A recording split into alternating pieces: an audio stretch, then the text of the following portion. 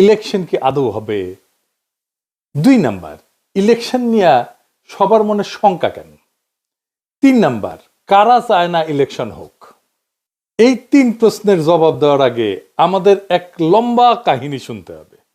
আশা করি শুনতে খারাপ লাগবে না, কারণ এই কাহিনীর মধ্যে আপনার অনেক প্রশ্নের জবাব আপনি পেয়ে যাবেন। প্রথমে শুরু করি এরশাদ বিরোধী আন্দোলন দিয়া। এরশাদের বিরুদ্ধে আওয়ামী লীগ আর বিএনপি এই 2 রাজনৈতিক দলের রাজনৈতিক লড়াইয়ের ফলে এরশাদের পতন হয়। মুজিবের বিরুদ্ধে কোনো শক্তিশালী রাজনৈতিক লড়াই রাজনৈতিক দলগুলো গড়ে তুলতে পারেনি। মুজিবের পতন হয় অপ্রচলিত এক শক্তির হাতে। আর ওই পলিটিক্যাল ভ্যাকুয়ামটা পূরণ করার জন্যই বিএনপির মতো একটা দলের জন্ম হয়। তখন এমন কোনো রাজনৈতিক দল ছিল না যে ওই পলিটিক্যাল ভ্যাকুয়ামটা পূরণ করতে পারে। হাসিনাকেও কোনো রাজনৈতিক দল উৎখাত করতে পারেনি। এমনকি হাসিনার বিরুদ্ধে কোনো রাজনৈতিক দল লড়াইও তৈরি করতে পারেনি তেমন শক্ত কোনো। হাসিনার পতন হয়েছে রাজনৈতিক দলের বাইরের শক্তির হাতে। এই বাইরের রাজনৈতিক শক্তি শুধু ছাত্ররা না, রাজনৈতিক দলের বাইরের শক্তি অনেকগুলো ছিল, অনেক কয়েকজন দাঁড়ায় গেছিল। এরা কারা কারা? এদের চেনা কঠিন না। এরা এক একটা রাজনৈতিক লড়াইয়ের মধ্যে দিয়ে রাজনৈতিক শক্তি হয়ে উঠছে। আসেন দেখি তারা কারা। হাসিনার আমলে হাসিনার শাসনকে নাড়া দিতে পারছে সত্যিকার অর্থে 4টা আন্দোলন, যে আন্দোলনগুলোতে সাধারণ মানুষ সম্পৃক্ত হয়েছিল। রাজনৈতিক দলগুলো আন্দোলন করছে, জামাত আন্দোলন করছে আগে, বিএনপি আগে আন্দোলন করছে, কিন্তু সাধারণ মানুষ সেটাতে সম্পৃক্ত হয় নাই। জামাতের একটা আন্দোলনে সাধারণ মানুষ সম্পৃক্ত হয়েছিল, সেটা হইতেছে মৌলানা দেলোয়ার হোসেন সাঈদীর ফাঁসির আদেশ দেওয়ার পরে। কিন্তু সেই আন্দোলনটা খুব বেশি দিন চালাইতে পারেনি তারা। তাহলে এই অরাজনৈতিক শক্তিগুলোর আন্দোলনগুলো কি কি? 1 নাম্বার, হেফাজতের 5ই মের আন্দোলন।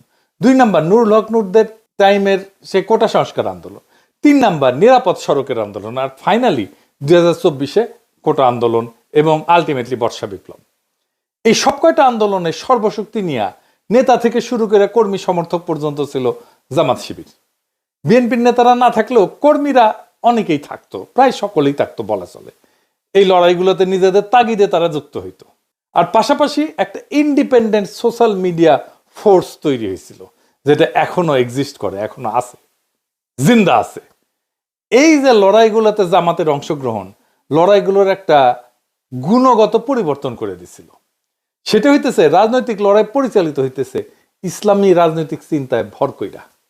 বিএনপির কর্মীরা সংখ্যা বাড়াইছে, কিন্তু লড়াইয়ে কোনো কর্তৃত্ব বা বয়ান তৈরি করতে পারে নাই, নেতৃত্বও নিতে পারে নাই। রাজনৈতিক লড়াইয়ের ভাষাও পরিবর্তন হইতে থাকে। স্বাধীনতার বদলে আজাদি শুনি আমরা, বিপ্লব দীর্ঘজীবী হোক এর বদলে শুনি ইনকিলাব জিন্দাবাদ। এমনকি বামপন্থীরাও কারবালা বলে, আমি জাহিলিয়াত বলে। শোষক আর শোষিতের বদলে আমরা ব্যবহার করি জুলুম আর মজলুম। ন্যায়ের বদলে ব্যবহার করি ইনসাফ। গণভবন দখল করাকে বলি আমরা ফতে গণভবন। লড়াইয়ের ভাষা দিয়ে বুঝতে পারবেন কারা লড়াইয়ের মূল শক্তি। এই লড়াইয়ের মূল শক্তি ছিল বাংলাদেশের ইসলামপন্থী রাজনৈতিক শক্তি। বিপুল পরিমাণে মাদ্রাসার ছাত্র শহীদ হয়েছে। হাসিনার সবচেয়ে বড় ভুল হয়েছিল কি জানেন? নিরাপদ সড়ক আন্দোলনকে গুন্ডা দিয়া থামানো। ওই নিরাপদ সড়কের লড়াই যে স্কুল ছাত্ররা করছিল, তারাই 2024-এ বিশ্ববিদ্যালয়ের ছাত্র হয়। এরা আগের অভিজ্ঞতায় জানে কিভাবে হাসিনা দমায় দেয় আন্দোলনকে। তারাও আগের অভিজ্ঞতা কাজে লাগায়, জান লড়াইয়ে ফাইট দিল। সারা দেশের মানুষ পাশে দাঁড়াইলো। হাসিনা পলাইলো।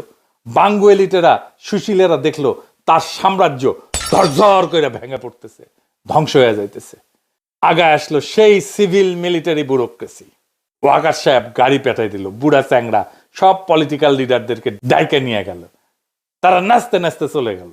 একটা সরকার হইল, ইন্টারিম সরকার, যার কাজ হবে শুধু ইলেকশন। ওয়াকার সাহেব বুকে পাথর বেঁধে একটা সরকার উপহার দিল বাংলাদেশকে। বুকের রক্ত দিল সাধারণ মানুষ, যে রক্ত নেওয়ার কাজ করছে ওয়াকারের কমান্ডে থাকা অফিসারও। সে বিপ্লবোত্তর সরকার তৈরি করে ওয়াকার। কি তামাশা! দেশের মানুষ যে রাষ্ট্রের একটা বদল চাইছিল, সেইটারে কব্বর দেওয়ার চেষ্টা হইল। মাঠে নামাইলো বুদ্ধিজীবীদেরকে। শুরু হইল তাদের বিরুদ্ধে আক্রমণ, যারা একটা বিপ্লবী সরকার চাইতেছিল। একদিকে ডাক্তার জাহেদ, তাসনিম খলিলের মতো সুশীল, আর একদিকে ওয়াকারের পোত বালকের মতো কুত্তা সোতারা, বিরানি আলমের মতো মাদার বোর্ডেরা, আর সাথে জুটলো নটি মাগিরা, নাম কইলাম না। আমাদের দাবরানির উপরে রাখলো। অভিযোগ কি? আমরা নির্বাচন চাই না। আমরা কামান চাইছিলাম, প্রফেসর ইউনূস আমাদের পিস্তল দিতেছিল, অন্তত যেন সেইটা পাই, দুধের স্বাদ যেন ঘোলে মিটাইতে পারি, সেইটা করতে চাইছিলাম, সেটাও করতে দেবে না। ডাক্তার জাহেদের কথাগুলো দেখেন, এটা বিপ্লব না, তার মূল কথা ছিল বিপ্লব হইলে তো একটা আমূল পরিবর্তনের পথে আগাইতে হবে, সেটা তারা আগাইতে দেবে না। এদের মূল চিন্তা হইল একটাই, কি সেটা? সেই চিন্তা হইতেছে আপাতত তো ঠেকানো গেছে, ধ্বংস হওয়া এস্টাবলিশমেন্টটা যা এতদিন ধরে চলছে, কিন্তু শেষ রক্ষা হবে কি? এই লড়াইয়ের মধ্যে দিয়ে বাংলাদেশে ইসলামী একটা শক্তি উত্থিত হয়েছে, এইটারে কেমনে সামলানো যাবে? এরা যদি আবার ভাঙ্গা ফেলে সবকিছু পুরানো কাঠামোকে, তখন শুরু হইল সংস্কার নিয়ে টালবাহানা, সরকারের বৈধতা নিয়ে প্রশ্ন। 31 দফাই নাকি সংস্কার। এই 55 বছর ধরে চলে আসা লুটপাটের বন্দোবস্ত কিভাবে টিকায় রাখা যায়, এই নিয়ে একটা ঐক্য হইল। কার কার ঐক্য হইল? ওয়াকার, বিএনপি আর ওয়াকারের সাথে নিঃশব্দে আওয়ামী লীগ আর ভারতের মধ্যে। আওয়ামী লীগের সাথে বিএনপির ঘুটু আছে, এটা তো বানায় বলতেছি না। আপনার এলাকায় আওয়ামী লীগ কার শেল্টারে আছে দেখেন। এস আলমের ব্যবসা দেখে সালাউদ্দিন সাহেব, এস আলমের গাড়ি সরায় বহিষ্কৃত হয়েছিল যারা, তাদেরকে আবার ফিরায় নেওয়া হয়েছে। তাহলে সামে বহিষ্কার করছিল, এমনি এমনি মিশামিশি হুদাহুদি বহিষ্কার করছিল, দেখানোর জন্য বহিষ্কার করে। যতজনকে বহিষ্কার করছে সবাইকে ফিরত নিছে। আপনি হিসাব করে দেখেন, বিএনপি দেখায় বহিষ্কার করছে, তার কিছুদিন পরে সামে আসতে কইরা তাদেরকে ফিরায় নেয় দলে, সব কয়টারে ফিরায় নিছে। দেখেন ওদেরকে আবার ফিরে নিছে, ওকে আবার নমিনেশনও দেওয়া হয়েছে। বিএনপি তারেক রহমানের সাথে লন্ডনে গিয়ে দেখা করে। এইসব স্থগিতাদেশ, বহিষ্কার সব লোক দেখানো কাজ। ফজা পাগলার তো প্রাথমিক সদস্য পদ স্থগিত হয়েছে, অগাস্ট মাসে স্থগিত করছে 3 মাসের জন্য। তো তাইলে নমিনেশন পাই কিভাবে? ওর তো সদস্য পদই নাই।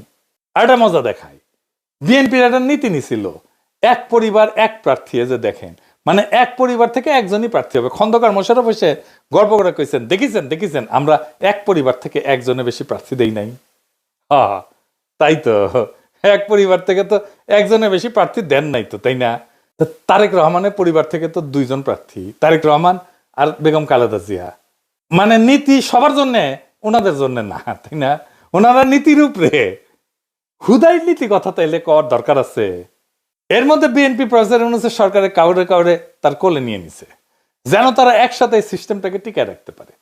এতদিন তারা মোটামুটি খোশ মেজাজেই ছিল, কিন্তু সব হিসাব তাদের পাল্টে গেল। একটা ভয় তাদের তারায় ফেরতেছে সেই দিন থেকে, বিরাট একটা ভয়।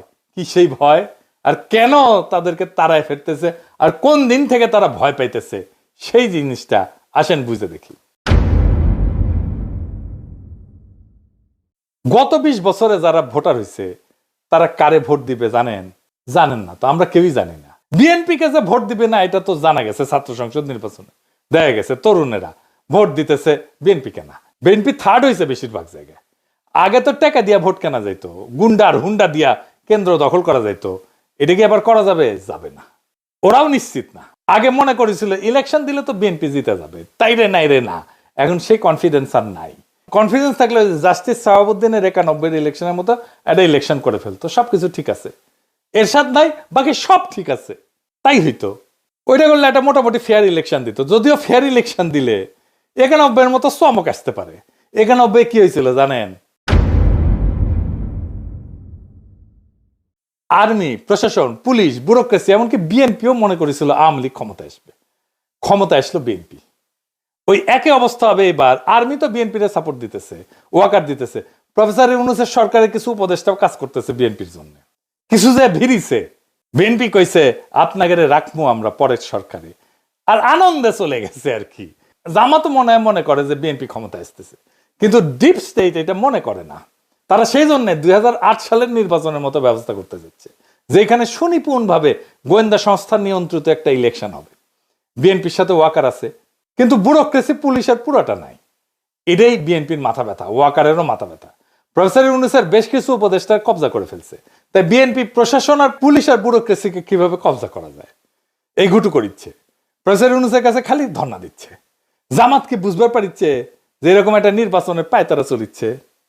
2008 সালে কিন্তু বিএনপি বুঝতে পারে নাই, এমনকি জামাতও বুঝতে পারে নাই এমন ইলেকশন একটা হইতেছে। অনেকে মানা করছিল কিন্তু বিএনপিকে ওই নির্বাচনে না যাইতে, যেমন ফরহাদ মজার ভাই কইছিলেন এটা ফরহাদ মজার আমাকে নিজেই কইছেন। এইবার জামাত আগে থেকে সতর্ক, তাই দেখেন জামাতের বিরুদ্ধে কামান দাগানো ইতিমধ্যেই শুরু হয়েছে। জামাত নাকি নির্বাচনই চায় না, মানে শিবির যেটি নির্বাচন করেছে সেটি তো জিতিচ্ছে। জামাতের অবস্থা আপনারা জানেন, জামাতের তো অবস্থা খারাপ না, জামাতের জনপ্রিয়তা বাড়ছে। তো না, জামাত কেন নির্বাচন চাইবে না? বুঝতে পারতেছেন তো কে কেন কোন কথা কইতেছে? জামাত যদি মাঠ ফাঁকা মাঠ ছাইরা না দেয়, ছাইরা দেওয়ার সম্ভাবনা কম, তাইলে একটা ভয়ঙ্কর সংঘাতময় নির্বাচন হবে। কার কার মধ্যে সংঘাত হবে?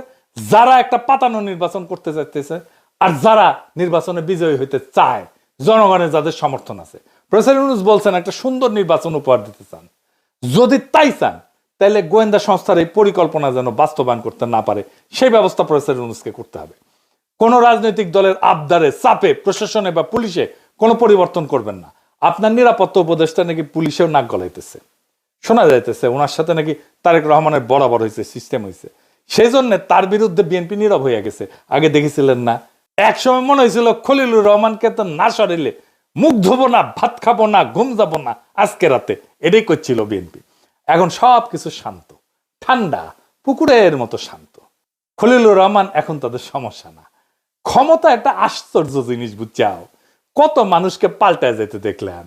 কখনো যদি আমাকে দেখেন ক্ষমতার কাছাকাছি দৌড় মারিচ্ছি, পিছে থেকে টেনে ধরে রাখবেন, খিচ্চা টেনে ধরে রাখবেন, যেন উঠে যাবেন না পারি। যাই হোক, বাংলাদেশের দুর্ভাগ্য হইতেছে মুষ্টিমেয় এলিট সংখ্যাগুরু মানুষকে শাসন করে সব সময়। আর সংখ্যাগুরু মানুষ এই এলিটদেরকে উৎখাত করার জন্য রক্ত দেয়, তারপর আবার বুঝাই টুজাই আবার এলিটরা এসে বসে পড়ে। এই ব্যবস্থাকে উৎখাত করার সুযোগ এসেছিল 5ই আগস্টে, আমরা হারাইছি সেই সুযোগ। সামনে নির্বাচনে যদি সিস্টেম করে জিতায় দেওয়ার চেষ্টা করা হয়, তাহলে বিপ্লবের যেটুকু অবশিষ্ট আছে না, তা ধ্বংস হয়ে যাবে। এখন আপনাদের কাছে প্রশ্ন, এই বিপ্লবকে কি ধ্বংস হইতে দিবেন? তবে এখন সময় কেবল অভিযোগ বা হতাশার না। আমি হতাশ হইতে নিষেধ করি। এখন সময় জায়গায় ওঠার, এক হওয়ার, আর নিজের ভবিষ্যৎ নিজের হাতে নেওয়ার। এটাই আমাদেরকে রক্ষা করবে। ইতিহাস বলছে যখন জাতি বিভক্ত হয় তখন এই এলিটেরা, শোষকেরা টিকে যায়, কিন্তু যখন মানুষ সচেতন, ঐক্যবদ্ধ, সাহসী হয়, তখন কোনো কৃত্রিম শক্তি তাকে দমায় রাখতে পারে না।